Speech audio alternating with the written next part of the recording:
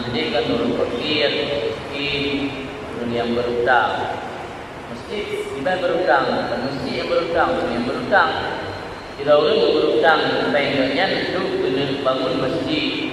Nya baru dia hijau dan duit hak hari tidaknya anda memiliki kesanggupan untuk membayar hutang. Maka kalau ini untuk dia kacau jatuh ke bayar hutang, tak minta orang yang hutang masjid, biar orang kaya, orang kafir.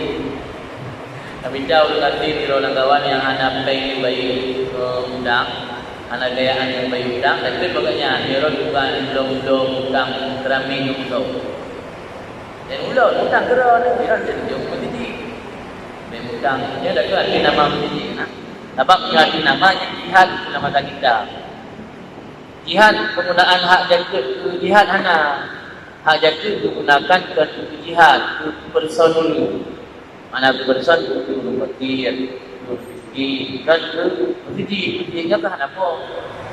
Jadi keperorangan itu kan untuk Baitul Mal ni lah harta Baitul Mal yang menggunakan masjid. Solusi ini ilah adalah solusi mengajar yang berlok yang penduduk panitia besar dan tidak orang yang donatur besar.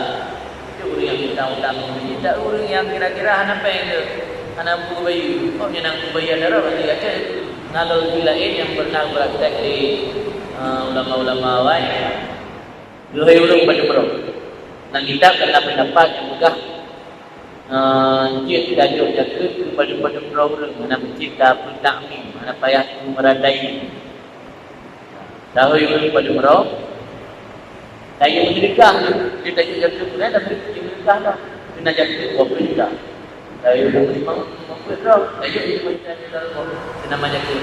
Menang terima kan milik orang yang baik, merangkau juga main. Yang jaga juga dalam tajuk menang terima, kalau jaga ke milik orang yang ada tujuh juta lepas yang dijaga orang juta. Mana bank 16 juta je lah. 16 juta bayar hutang masjid. Dia ada bayar hutang masjid kalau dia nama jaga dia bayarnya. Dia nama sedekah ke orang dulu. Dia cara cara yang katanya tidak mempantas. Memang langsung ke masjid saya haji. Langsung bayar ke hak hari ke masjid tapi yang hutang oleh hartanya.